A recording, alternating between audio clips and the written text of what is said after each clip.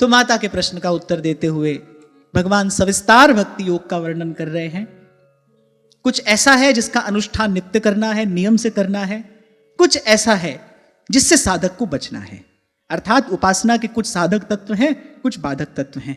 जो साधक तत्व है उसका सतत निरंतर अनुष्ठान करना है, और जो बाधक है उससे बचने का प्रयास करना है। और इसमें भी बाधक से बचने का प्रयास तो अवश्य ही करना है।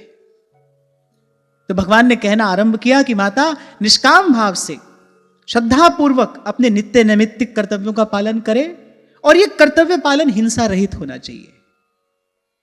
हमारी क्रिया से कभी भी किसी जीव को कष्ट ना पहुंचे, किसी जीव को पीड़ा ना पहुंचे। और ऐसा करने के बाद फिर भगवान ने कहा मेरे अर्चा विग्रह का दर्शन करे, पूजा करे, स्तुति करे, वंदन करे। हम क्या करें?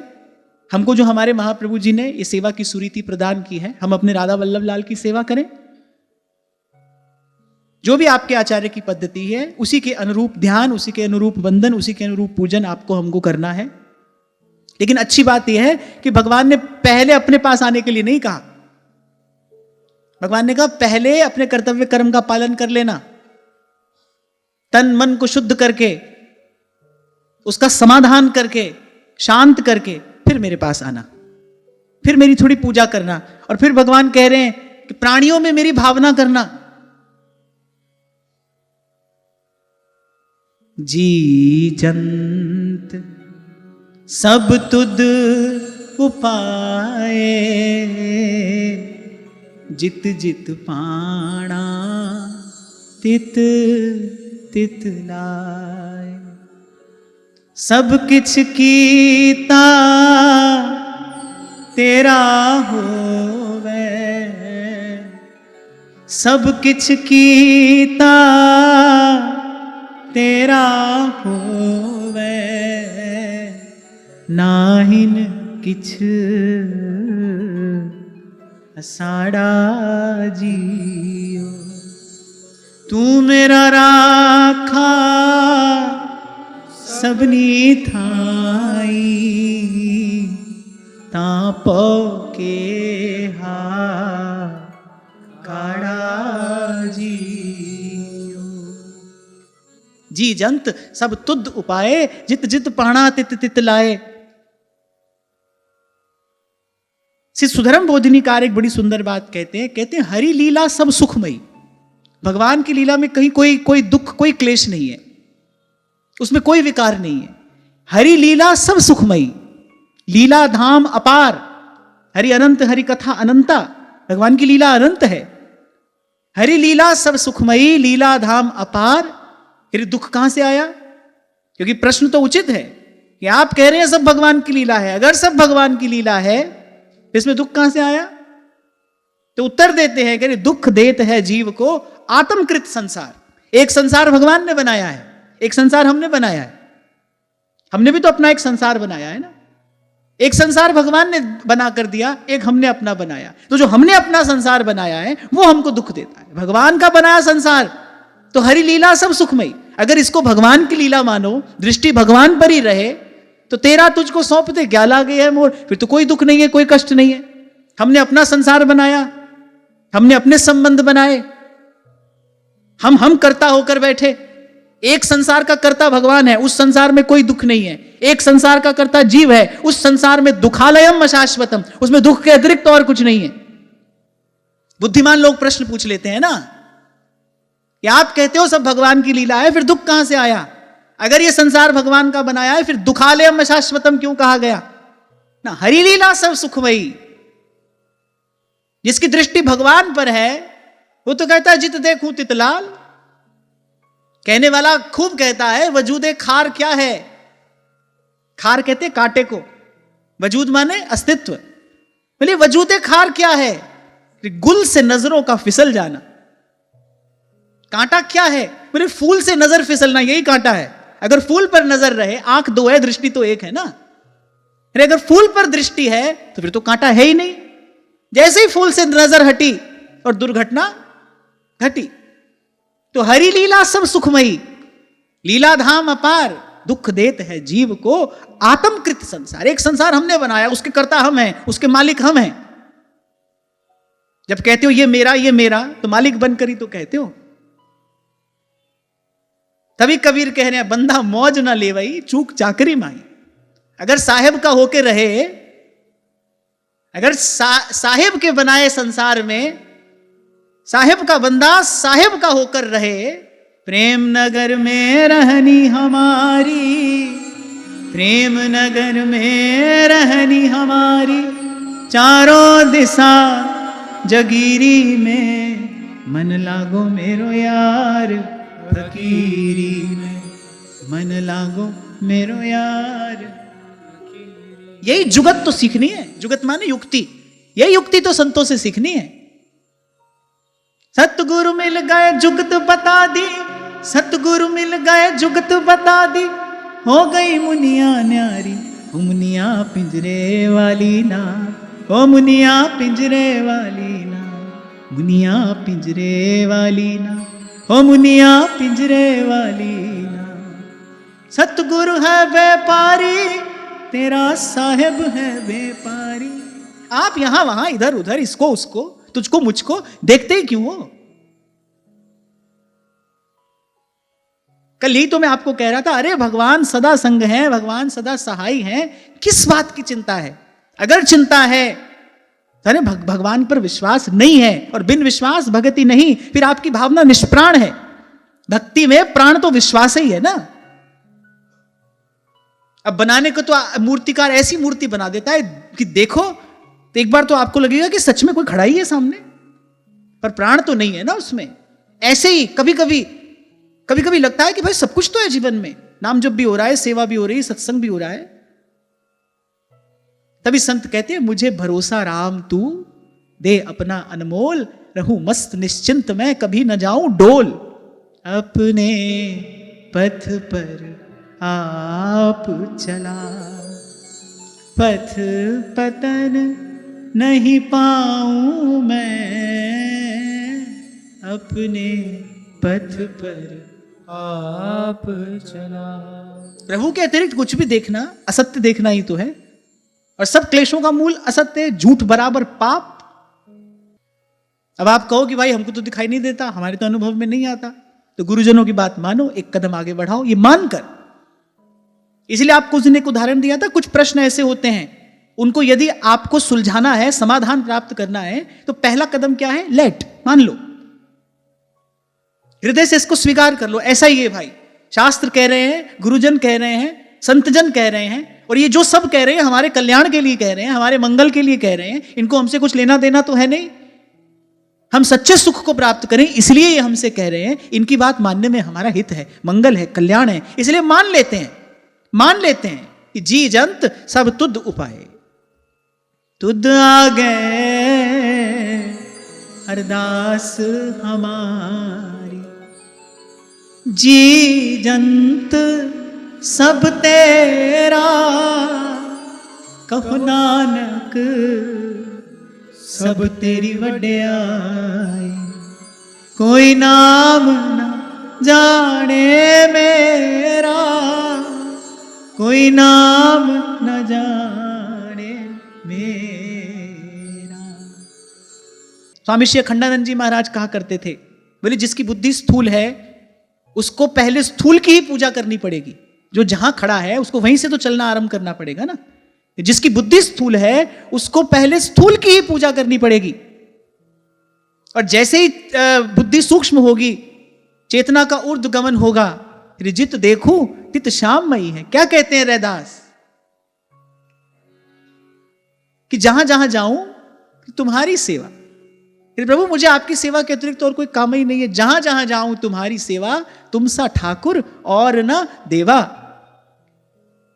बस हमने किया क्या है? रैदास जी महाराज कहते हैं, हमने किया क्या? प्रभु जी तुम घन बन हम मोरा, प्रभु जी तुम घन बन हम मोरा, जैसे चितवत चंद्र चकोरा, जैसे चितवत चंद्र चकोरा। मैं तो जितनी बार इस घटना का चिंतन करता हूं उतनी बार मेरा रोम रोम पुलकित होता है। सब सहचरियां, सखियां, दासियां चिल्लाने लगी, व्याकुल हो गई भय के मारे। जब जब उदाबाई ने विष का प्याला हाथ में दिया, और अति तो उस समय हो गई जब उदाबाई ने स्वयं कह दिया, बाई साहब मत आरोगी, ये विष है, ये राणा जी ने आपके लिए भेजा है। और बाई साहब कितना धीरज, कितना संतोष और कैसा अद्भुत विश्वास कि उस समय भी वही मंद मंद मुस्कुराती उनकी मुख मुद्रा, वही निर्भयता, वही निश्चिंतता, और अपनी दासियों से, अपनी सहेलियों से यही कहती हैं, अरे तुम सब व्यर्थ चिंता करती हो, चलो मान लिया जाए कि यह विष है, यह भी ठीक है, राणा जी मुझसे रुष्ट हैं, मेरे प्राण लेना चाहते हैं, यह भी ठीक है, यह विष है, पर यह सब अगर सत्य है, फिर मेरे गिरधर लाल मेरे रक्षक हैं, मेरे गिरधर लाल मेरे सदा संगी सदा सहाई हैं, अरे वो कहीं चले थोड़ी गए हैं, वो भी तो यही हैं, अगर यह विष है तो क्या हुआ। जिस दा साहिब डाढ़ा होवे तिसको मार न सके को। आप क्यों चिंता करते हो, आप क्यों घबराते हो? अरे हमको तो गुरुजनों की चरण शरण मिली है, हमारी जिह्वा पर भगवान का नाम है। कल मैंने आपसे प्रश्न किया था, ये हार्ड मांस का बना पिंड, कितना मैला विषय वासना में लिप्त हमारा मन, कैसे आ जाता है हमारे मुख पर भगवान का नाम? कोई पुण्य से आया है, कोई ऐसा बड़ा साधन हम करके आए हैं, कोई ऐसी पुरुषार्थ हमारे द्वारा हो गया है? कुछ भी तो नहीं है भाई, सबे अंग गुणहीन हो। और कह रहे ताको जतन न कोई। तो ये जो प्रथम सोपान है, जो प्रथम चरण है, सब सोहित, इसकी सिद्धि कैसी होगी? दो बात ध्यान में रखना। पहली बात तो भाई हमारे जीवन में हमको मिलने वाले सुख दुख का कारण कोई और नहीं है, और दूसरी बात गुरुजनों की आज्ञा है, शास्त्र की आज्ञा है, हमको सब में भगवत दर्शन करना है, हमको सब में भगवत भाव रखना है। जी जंत सब तुद्ध उपाय। आपने खीर बनाई, आपने अपनी ओर से बड़ा प्रयास किया कि भाई अच्छी से अच्छी खीर हम बनाएं। आपने अतिथि के सामने रखी, अतिथि ने वो खीर का पात्र उठाकर फेंक दिया। अतिथि ने खीर का अपमान किया कि आपका अपमान किया? आपका किया, बनाने वाले का। उसने वस्तु की अवज्ञा नहीं की, वस्तु जिसने बनाई है उसने उसकी अवज्ञा की है। किसी भी जीव को जब हम दुखाते हैं तो वस्तुतः जीव को नहीं दुखाते, हम जीव को कष्ट नहीं देते। वो जो अवज्ञा, वो जो अवहेलना, वो जो अपराध है, उसको बनाने वाले का है। और यहां संत कह रहे हैं, जी जंत सब तुद्ध उपाय, जित जित पाणा तित तित लाए। क्या केवल आपके मंदिर में ही भगवान है? अगले श्लोक में भगवान यही बात कहने जा रहे हैं। अगर कोई ऐसा समझता है, भगवान कह रहे हैं, वो तो बड़ी भारी भूल कर रहा है। कोई भी उपासना सिद्धांत हो, यह बात आपको उसके नींव में मिलेगी। सर्वभूत पे दया, जीव को दुखाए नहीं, किसी के कष्ट का कारण न बने।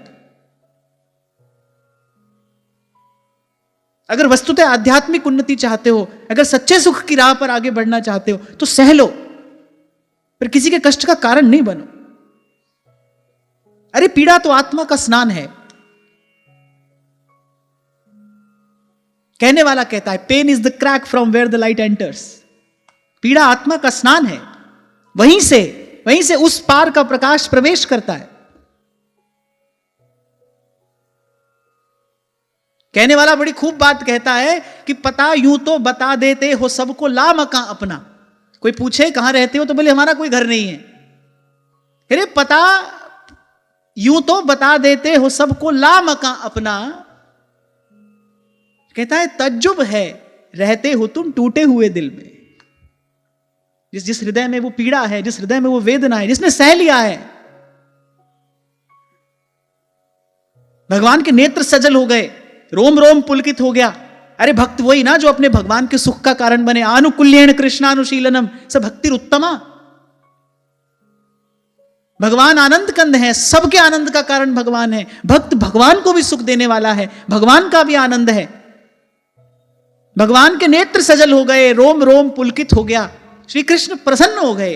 जब जब जब द्रौपदी ने कहा, अरे तुम अपने आप को क्षत्रिय कहते हो, तुम अपने आप को राजा कहते हो, अरे ये ब्राह्मण है और तुम्हारे गुरु का पुत्र है। जब अश्वत्थामा को उस स्थिति में द्रौपदी ने देखा, अरे बोले तुम अपने आप को राजा कहते हो, तुम राजा कहलाने योग्य हो, अरे ये केवल ब्राह्मण नहीं है, गुरु पुत्र है, इसको छोड़ो, क्यों इसका अपमान करते हो? मुझे मेरे प्रारब्ध से कष्ट मिला है, जो पीड़ा मेरे हिस्से आई है, सुनो राव, दुख सुख अपकृत ही पाइए, काहू को ना दोष ना मन पछताइए। तुमने यदि इसको दंड दिया, इसकी माता, अरे वो ब्राह्मणी रोएगी, उसका हृदय ये दारुण दुख, ये वेदना सह नहीं पाएगा। मैं तो क्षत्राणी हूं, मुझे प्रकृति ने दुख सहन करने की शक्ति दी है, अरे इसकी माता ब्राह्मणी है, उसका एकमात्र जीवनाधार है ये कष्ट सह नहीं पाएगी, इसको इस प्रकार दंड देकर क्या तुम भविष्य में कभी सुख पाओगे? पीछे मुड़कर देखो, दो क्षण पहले कितना भयंकर दुख उसने अपनी आंख से देखा है। उस आतताई ने सोते हुए बालकों की निर्मम हत्या की है, और वहां द्रौपदी हृदय से कहती है, अरे ये केवल ब्राह्मण ही नहीं, तुम्हारे गुरु का पुत्र है, छोड़ो इसको, ये इस प्रकार वध्य नहीं है, ये इस प्रकार दंडनीय नहीं है।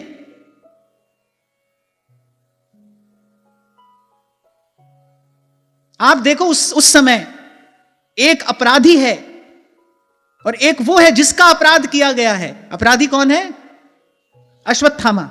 अपराध किसका किया? द्रौपदी का। बालक को यदि कष्ट हो तो सबसे अधिक पीड़ा मां को ही तो होती है।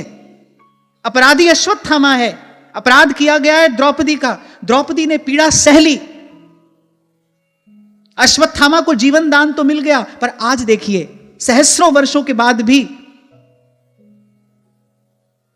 श्री द्रौपदी जी की कीर्ति कौमुदी का, उनकी कीर्ति किरणों का नर्तन तो दसों दिशाओं में हो रहा है, और वो अश्वत्थामा अपने मस्तक पर वो घाव लिए आज तक पीड़ा से व्याकुल ही तो है।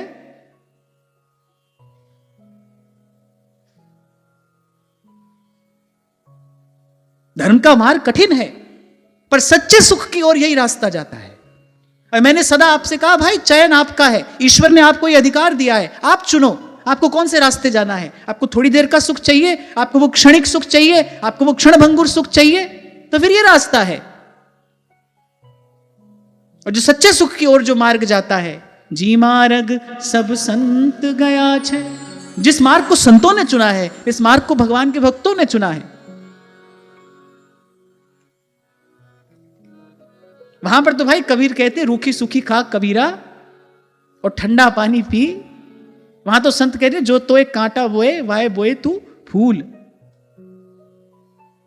वहां तो इस हृदय के साज से एक ही स्वर बजना चाहिए, अपनी करुणा का जल तू बहा दे, कर दे पावन हर एक मन का कोना। चले एक रास्ते पे हमसे भूल कर भी कोई भूल हो ना। बस यही कहो, इतनी शक्ति हमें देना दाता। हे प्रभु, आपकी कृपा से हमको ये उज्जवल मार्ग दिखाई पड़ा है, अब कृपा करिए हमारा पग पड़े इस पर, कृपा करिए आपकी कृपा से दो पग इस पर चलें, इन संतों के पद चिन्हों का अनुसरण करें। इतनी शक्ति हमें देना दाता, मन का विश्वास कमजोर हो।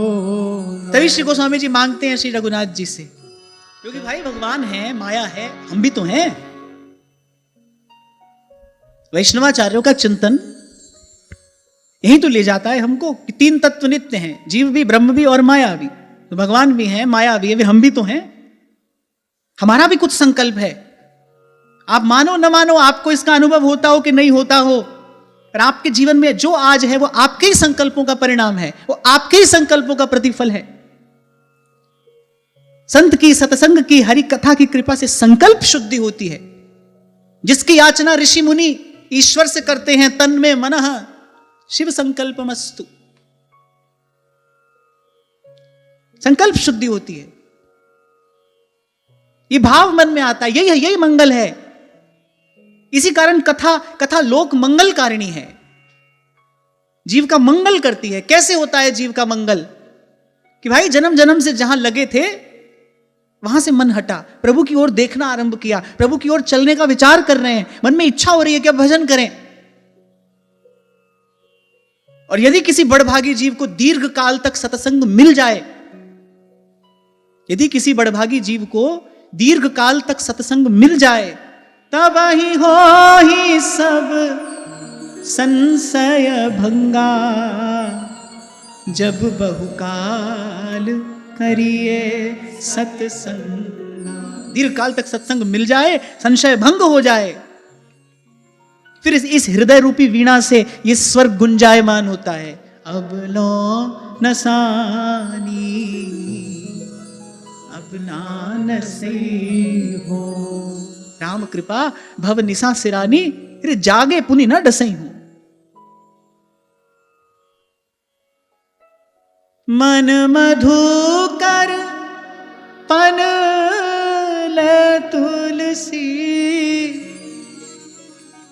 रघुपति पद कमल बसई हो, रघुपति पद कमल बसई हो, अब लो नसानी अब नानसे हो। अरे आप प्रभु की ओर देखो, आप में शक्ति का संचार होगा, आप पवित्र संकल्प लो तो सही। भीम ने आवेश में आकर वहां द्यूत सभा में कैसे कैसे प्रण ले लिए, इसकी छाती का लहू पीऊंगा, इसकी जंघा उखाड़ कर फेंक दूंगा, जाने क्या क्या। वो सब संकल्प ले तो लिए, फिर इनसे कोई पूछे कि इनके बल पर वो सब संकल्प सिद्ध हो जाते? गांधारी ने बुलाया दुर्योधन को, अगर द्वारिकाधीश बीच में नहीं आते तो क्या कभी किसी भी प्रकार से स्वप्न में भी भीम की गदा युद्ध में विजय हो सकती थी? नहीं हो सकती थी। वो तो ठाकुर जी आ गए बीच में, अरे ये क्या कर रहे हो, माता के सामने ऐसे जाओगे, घोर नरक में जाना पड़ेगा। बोले नहीं, मां की आज्ञा है, बिना वस्त्र के आना है। तो बोले हाँ, हम कौन सा कह रहे हैं वस्त्र पहनो, अरे एक रंभा पत्र लपेट लो, पर इस प्रकार नहीं जाना चाहिए, पुत्र को इस प्रकार माता के सामने नहीं जाना चाहिए, उसके सारे पुण्य क्षीण हो जाते हैं। तुम्हारी माता इस समय पीड़ा में है, वो नीति अनीति का विचार नहीं कर पा रही। अब वो बातों में आ गया, और कैसे ना आता, वस्त्र तो नहीं पहना, रंभा पत्र लपेट कर गया। भगवान ने भीम का कार्य सिद्ध किया। द्रौपदी को लेकर गए भीष्म पितामह के पास, अर्धरात्रि की बेला में बाबा की लगी समाधि थी, वो बेचारे भजन में बैठे हैं। द्रौपदी को लेकर गए वहां, जब आशीर्वाद दिला दिया तब भीष्म पितामह बोले बेटी तूने मुझसे वर तो प्राप्त कर लिया, ये बता तुझे इस समय यहां लाया कौन है? मैं जानता हूं ये कौन हो सकता है। और विनोद करते हुए पितामह कहते हैं, बोले बूढ़ा होने को आया है, पर अब तक गई नहीं चोरी, नित नई नीतियां रचता है, इसकी चोरी उसकी चोरी। यदि श्री कृष्ण न होते तो जो आवेश में, क्रोध में आकर पांडवों ने संकल्प किए थे, क्या वो पूरे होते? नहीं होते। भक्त का संकल्प तो भगवान ही पूरा करते हैं। हम भगतन के भगत हमारे। अगर बेटे को पता हो कि भाई बाप के पास अकूत संपत्ति है, तो यहां वहां उड़ाता घूमता है कि नहीं? तुमको पता ही नहीं है तुम्हारे प्रभु के पास क्या है, तभी तो तुम्हारे जीवन में चिंता है, भय है, क्लेश है। अरे आप प्रभु के हो। मैं बार बार आपका ध्यान ले जाता हूं इस बात की ओर। हमको आचार्यों की चरण शरण मिली है, वृंदावन धाम मिला है, हमारी जिह्वा पर भगवान का नाम है। नाम नामकारी बहुधा निज सर्वशक्ति तत्रार्पिता नियमितः स्मरणे न कार्य।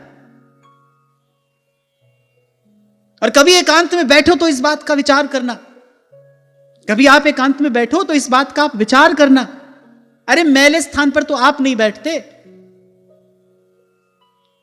ये तन मैला, ये मन मैला कैसे आ जाता है हमारी जिह्वा पर भगवान का नाम? कैसे आ जाता है? क्या जीव के पास सामर्थ्य है भगवान के नाम तक पहुंचने की? मैं कोई कोरी भावुकता की बात नहीं कर रहा, मैं तो सिद्धांत की बात कर रहा हूं कि देह प्राकृत है, मलमूत्र का पिंड है, हाड़ मांस का पिंड है। इस प्राकृत विकृत विषय वासित तन मन में कहां से आ जाता है भगवान का नाम? ये इतना मैला, और भगवान का नाम महाराज कहते हैं ऐसा नाम निरंजन होवे। को मन जाने मन को, ऐसा नाम निरंजन होवे, ऐसा नाम निरंजन होवे। तुद पावे ता नाम जपावे, सुख तेरा दिता लइए, सुख तेरा दिता लइए। जिसको गुरु के मुख से नाम मिला, भाई भगवान सोचते हैं इसको अपने आप को तो दे दिया मैंने, और अब मैं इस पर क्या कृपा करूं? अब तो भाई हमको करना है। तो जो उपासना का मंगलाचरण है, सब सोहित, सर्व के प्रति सद्भाव, यहां भगवान ने कहा कि भूतेषु मद भावनया, प्राणी मात्र में मेरी भावना। इसके लिए दो कार्य करने पड़ेंगे, ये दो अभ्यास करने पड़ेंगे। पहले तो कौ न काऊ सुख दुख कर दाता, और दूसरा लेट, मान लीजिए, क्योंकि जो मैंने कहा सब में भगवत भाव हो सकता है आरंभ में इसका अनुभव न हो, और नहीं ही होगा, पर गुरुजनों की बात मानकर, कल आपसे मैंने कहा था ये श्रीमद् भागवत में जो कहा गया है ये भगवान की आज्ञा है। बिगड़े मन को सुधारने की व्यवस्था है ये। प्रश्न अर्जुन ने किया, भगवान ने कहा संशय महाबाहो मनो दुर्निग्रहम चलम। उस मन को सुधारने की व्यवस्था यहां भगवान कर रहे हैं। फिर आगे भगवान ने कहा धैर्य और वैराग्य का अवलंबन। इस विषय पर तो हम बहुत बात कर चुके विगत कुछ दिनों में, धैर्य और संतोष। दो पांव पर चलते हैं तभी गति संभव हो पाती है ना। ऐसी जो भजन का मार्ग है, कहत कबीर सुनो भाई साधो साहेब मिले सबूरी में। पहले तो सबसे पहले संतोष, और फिर धैर्य। संतोष से आरंभ करना पड़ेगा भाई, जितना है ठीक है, इसमें कोई किंतु परंतु नहीं है। भगवान की व्यवस्था है, भगवान ने मेरे लिए जो व्यवस्था की है ठीक नहीं है, उत्तम है। मेरी उन्नति इसी प्रकार हो सकती है, मेरी उन्नति इसी वातावरण में, इसी परिवेश में, इसी व्यवस्था में होगी, यहीं से होगी। जो जो जो प्राप्त है वो पर्याप्त है, न कम न अधिक। और फिर जब इस संतोष के साथ आप साधन में लगोगे, फिर थोड़ा धीरज भी रखना। ऋतु आए फल होए। और यहां जो भगवान ने कहा वैराग्य का अवलंबन, भाई जब तक शरीर के सुख की बात सोचोगे विचारोगे, तब तक तो विषय से वैराग्य नहीं हो सकता, नहीं हो सकता। खान पान सुख चाहत अपने, तिनको प्रेम छुअत नहीं सपने। जब तो आपको लगे भाई शरीर को भी सुविधा मिलनी चाहिए, आपको लगता है भाई नहीं शरीर की सुख सुविधा का भी ध्यान रखना है। अब आप कहो आप ही 2 दिन पहले कह रहे थे इसकी संभाल करना। सात्विक जीवन, गीता में भगवान ने 6 अध्याय में कहा कि जिसका रजोगुण शांत हो गया है, निर्वाह के लिए जितना आवश्यक है उतना तो हमको लेना ही है। भंवरा जब फूल से लेता है ना, तो फूल में कोई अभाव नहीं आता। एक भ्रमर जब फूल से लेकर उड़ जाता है ना, वो अपने हिस्से का रस, अपने हिस्से का वो पराग कण लेकर उड़ जाता है, लेकिन उसके बाद फूल में कोई अभाव नहीं आता, फूल में कोई विकार नहीं आता। उसकी सुगंध, उसकी श्वास, उसकी सुंदरता जो का त्यों बना रहता है। फिर ऐसे ले लीजिए, इस प्रकार लीजिए। और यद्यपि कई बार इस विषय पर बात हुई, पर मैं आज फिर कह रहा हूं, स्मरण रहे कि पहले अपनी आवश्यकता कम करें, पहले हम अपनी आवश्यकता कम करें। संभव है, ये कर सकते हैं आप। पहले आप अपनी आवश्यकता कम करें और फिर जो भी हमको प्राप्त हो वो हम बांट कर पाए। यही सात्विक जीवन है। देखो, अभी शायद 2-4 दिन पहले मैं आपको संकेत कर रहा था ना, किसी ने प्रातस्मरणीय श्री शंकराचार्य जी से यह प्रश्न पूछा कि अमुक वस्तु हम खा सकते हैं कि नहीं। तो उन्होंने कहा कि केवल वस्तु का स्थूल गुण देखकर उसको ग्रहण नहीं किया जाता। अब भाई विटामिन्स मिनरल्स तो मांस मच्छी में भी होते हैं। अब ये देखकर हम वो थोड़ी खाना शुरू कर देंगे। इसलिए मैंने कहा इस शब्द पर मैं बल दे रहा हूं, सात्विक जीवन। सत्यम ही में हृदयम यत्र धर्मः, ऐसा भगवान कहते हैं। सात्विक जीवन। बहुत बार बात होती है अनियन गार्लिक, प्याज लहसुन। अब भाई पाप पुण्य की बात नहीं है। हम आज जहां से हमने चर्चा आरंभ की, एक वैष्णव का, एक उपासक का, एक भावुक का, एक भक्त का लक्ष्य क्या है? भाव शुद्धि। हमको कुछ भी ऐसा ग्रहण नहीं करना है जिससे भाव में कोई विकार उत्पन्न हो। अब ये तो मानना पड़ेगा भाई, प्याज लहसुन में भी औषधीय गुण है। उसका अपना एक गुण है। इसलिए मैंने कहा भाई गुण तो मांस मच्छी में भी होगा, कुछ विटामिन मिनरल उसमें भी हैं। कुछ एक ऐसी चीजें होती हैं जो शायद एक वेजिटेरियन डाइट में नहीं होती हैं। पर ये सब देखकर हम वहां तो नहीं जा सकते ना। असल में प्रश्न क्या था मैं आपको बता देता हूं। अच्छा, मुझे नहीं पता था कि, मुझे लगा पुरानी बात है, फिर तो अभी नई नई घटी हुई घटना है महाराज जी। कोई कह रहे थे, और जब मैं कोई कह रहा हूं तो मैंने कोई ऐसे वैसे नहीं, कोई कह रहे थे कि मुझे तो बोलने में भी संकोच हो रहा है, मैं बोल देता हूं। मैं, आपने भी हो सकता है वीडियो देख ही लिया होगा, मुझे तो ऐसे किसी ने दिखाया। बोले कि गधी के दूध में बड़े गुण होते हैं। अब महाराज एक व्यक्ति ने श्री शंकराचार्य जी से प्रश्न पूछ लिया कि महाराज हमने अभी अभी सुना और किसी योग्य व्यक्ति से सुना है, इसलिए मैंने कहा कोई जो कह रहे हैं वो कोई बहुत बड़े व्यक्ति हैं। अब वो कह रहे थे भाई इसमें बड़े गुण होते हैं। तो पूछने वाले ने पूछ लिया, बोले महाराज जी इसमें बड़े गुण होते हैं तो क्या हम ये ले सकते हैं? उन्होंने बड़ा सुंदर उत्तर दिया। उन्होंने कहा कि हमारे यहां क्या करना है क्या नहीं करना, तस्मात् शास्त्रम प्रमाणम ते कार्य कार्य व्यवस्थितो। गीता में भगवान की आज्ञा है, क्या करना है क्या नहीं करना इसकी आज्ञा भगवान के ने मैंने शास्त्र में दी है। केवल वस्तु का बाहरी रूप या गुण देखकर ही उसको ग्रहण करने की आज्ञा नहीं है। अब हमको यह देखना है उस वस्तु के ग्रहण करने के बाद उसका परिणाम क्या है। और जब बात एक साधक जीवन की हो, जब बात एक भावुक की हो, तो उसको यह देखना है भाई जो भी मैं कर रहा हूं, जो भी मैं खा रहा हूं, पी रहा हूं, कह रहा हूं, सुन रहा हूं, इससे कहीं भावनात्मक रूप से कोई अशुद्धि तो नहीं आएगी। इतना ध्यान तो हमको रखना पड़ेगा। पर अब जिसने प्रश्न पूछा था वो भी कोई बड़ा सूक्ष्म बुद्धि वाला व्यक्ति तो था नहीं, होता तो पूछता ही नहीं। तो श्री शंकराचार्य भगवान ने भी वैसा ही उत्तर दिया। पहले तो उन्होंने ये बात कही, फिर उन्होंने कहा कि भाई जिसने प्रश्न पूछा है उसकी समझ में आ जाए ऐसा उत्तर देना चाहिए। तो उन्होंने कहा कि गधी का दूध कौन पीता है? बोलो, माइक में बोलो,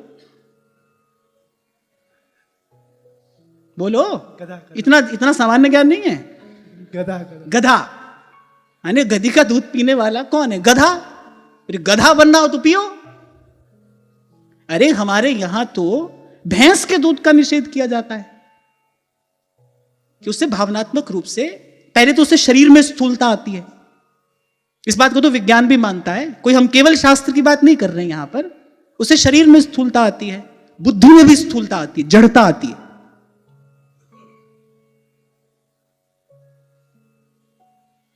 तो जिससे तन मन स्थूल हो, जो सूक्ष्म मार्ग का उपासक है, जो ये झीनी सी चदरिया लेकर इस झीने से मार्ग पर चल रहा है। अब बात अच्छे बुरे की नहीं है, बात ठीक गलत की नहीं है, बात पाप पुण्य की नहीं है, बात है कि कोई चीज हमारे लिए है कि नहीं है।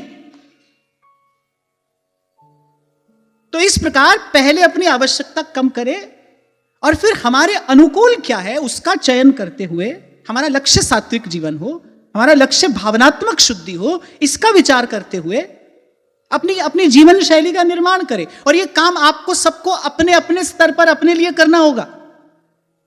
कुछ दिन पहले मैंने कहा था, जब यम नियम की बात हो रही थी, तो मैंने कहा कि जब आहार की बात आएगी तो भाई आप सबका शरीर, सबकी दिनचर्या, सबका परिवेश, सबकी प्रकृति अलग अलग है। आपको अपने अनुसार अपना आहार चुनना होगा, देश काल का विचार करते हुए चुनना होगा, जिससे आपका शरीर स्वस्थ रहे। पर लक्ष्य क्या होना चाहिए सभी का? सात्विक जीवन। क्योंकि भजन भाव रहेगा कहां, उसके लिए सत्व गुण का पात्र चाहिए ठहरने के लिए। इसीलिए गीता में भगवान ने तमोगुण की तो बात ही नहीं की, कहा रजोगुण जिसका शांत हो गया है, अर्थात जिसके जीवन में सत्वगुण प्रबल है, जिसके जीवन में सत्व की अधिकता है। जैसे ध्रुवदास जी कहते हैं ना, भाई जब तक जड़ जम ना जाए पेड़ की, तब तक तो उसकी साथ संभाल करनी पड़ती है। जड़ नीके गए फिर कछु चिंता नहीं। हमारा भजन भाव सिद्ध हो जाए, उसके बाद भाई बाहर के परिवेश का कोई प्रभाव नहीं पड़ता। पर लेकिन तब तक तो प्रकृति का भी आदर करना है, देश काल का भी विचार हमको करना पड़ेगा। इसीलिए ये जो भजन का मार्ग है, कबीर जी कह रहे हैं ना कि भक्ति करे कोई सूरमा, कोई शूरवीर हो, धैर्य, संतोष, साहस, सब चीज की आवश्यकता पड़ेगी।